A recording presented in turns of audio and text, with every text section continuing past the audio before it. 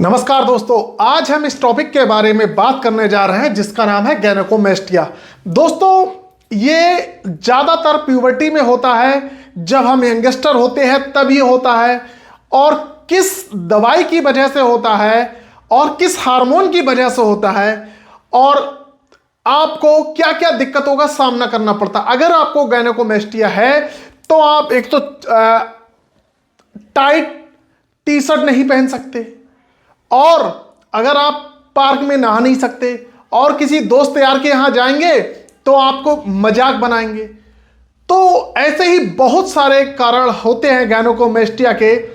और दूसरी भाषा में इसको मैन बूब्स कहा जाता है। जैसे लड़कियों के प्यूबर्टी में बूब्स हो जाते हैं, उसी प्रकार से बच्चों के भी, मतलब यंगस्टर के भी बूब्स बड़े होने लगते हैं। उसी को आज हम डिफाइन करेंगे, इसके क्या कारण है, क्यों होता है। चलिए दोस्तों, बने रहिए वीडियो पर और वीडियो को लाइक करना ना भूले।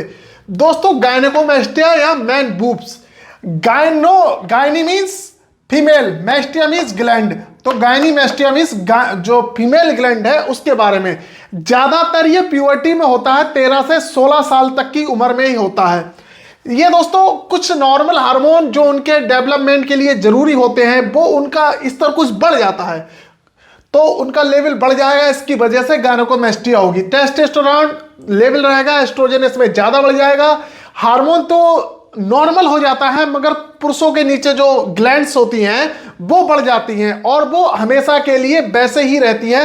किसी किसी पेशेंट में वो ग्लैंड सबसाइड हो जाती हैं, मगर ज्यादातर पेशेंटों में मतलब वो वैसी ही रहती है। तो हमें बहुत ज्यादा शर्मिंदगी महसूस होती है।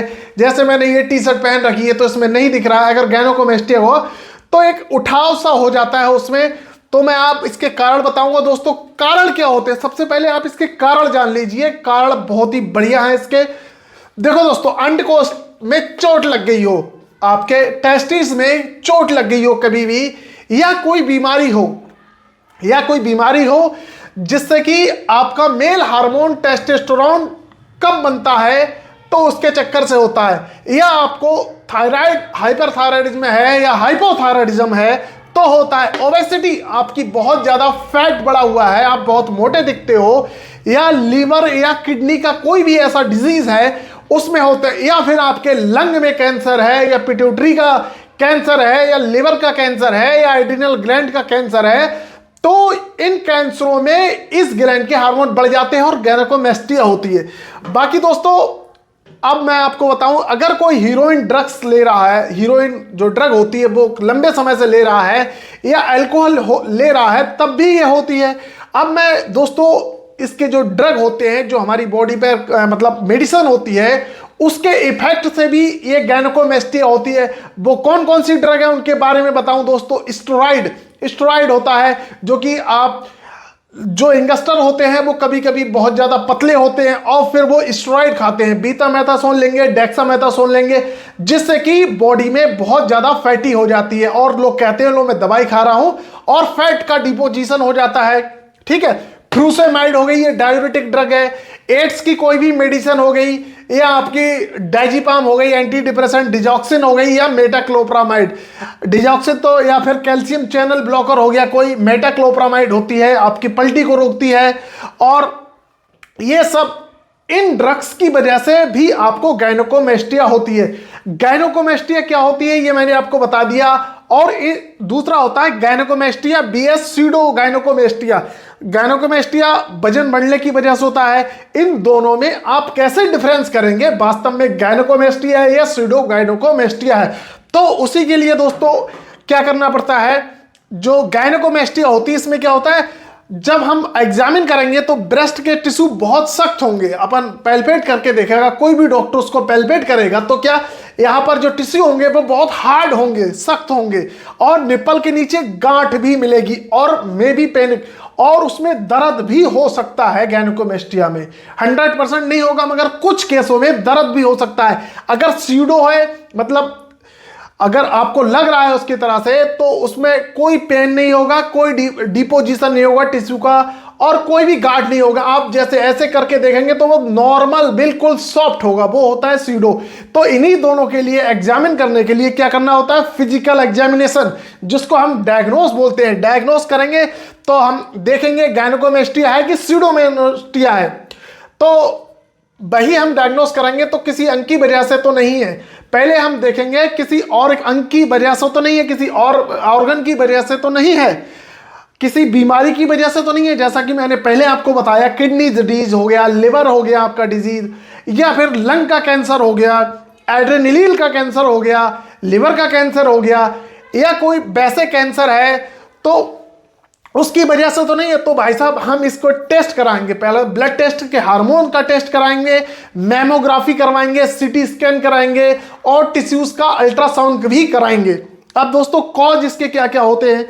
कॉज अगर प्यूबर्टी वाला नहीं है, जैसे प्यूबर्टी मीन्स जब आप जवान होते हैं, अगर वो आपको गायनेकोमेस्टिया नहीं है, वो अपने आप ठीक हो जाता है। अगर वो नहीं है तो क्या करेंगे, तो उन कारणों को कैसे ठीक किया जाएगा। तो देखो दोस्तों, पहला तो है परमानेंट इसकी सर्जरी करा दो, ठीक है। इसमें क्या होता है, ब्रेस्ट के नीचे की जो ग्लैंड होती है इसको सर्जरी से परमानेंट रिमूव कर दिया जाता है।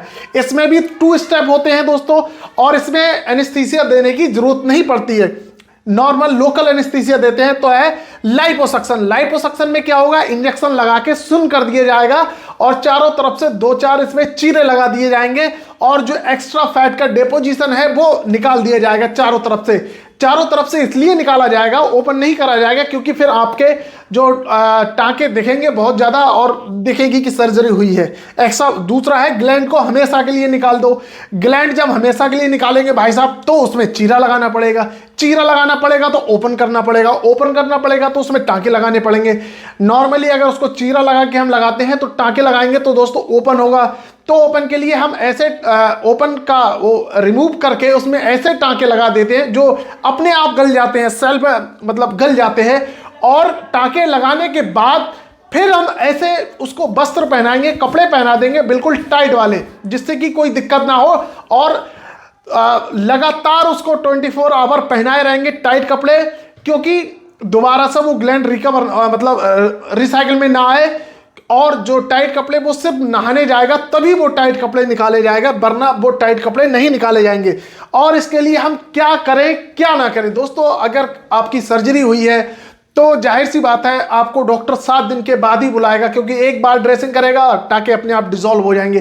तो हम कोई भारी वजन ना उठाएं, ये शोल्डर को, दोनों शोल्डर को ज्यादा ऊपर नीचे ना करें, कोई एक्सरसाइज ना करें, कोई वजन ना उठाएं, किसी चीज को हम धक्का ना दें, ठीक है, कोई भारी चीज ना उठाए। बस यही आपको करना है। 21 दिन तक ये सारे चीजें नहीं करना है, 21 दिन के बाद ये सब कुछ ठीक हो जाएगा, मगर फिर भी आपको टाइट कपड़े पहने रहेंगे। आई होप आपको ये समझ आ गया होगा। बहुत सारे लोग परेशान होते हैं और अपने माँ बाप को भी नहीं बताते हैं, क्योंकि उनको शर्म लगती है, बाहर जाना बंद हो जाता है, बच्चे डिप्रेस्ड हो जाते हैं, बहुत ज्यादा डिप्रेशन में पहुंच जाते हैं। ये कोई ऐसी बीमारी नहीं है, इसको आप दिखाइए। अगर मेरे आसपास की कोई वीडियो देख रहा है नवाबगंज में तो मुझसे मिलिए, 100% इसका इलाज है, चाहे सर्जरी से करेंगे या फिर आपको बता दिया जाएगा, ये समय के हिसाब से ठीक हो जाएगा। बाकी मैं डॉक्टर संदीप कुमार मिलता हूं अगली वीडियो में, तब तक के लिए जय हिंद।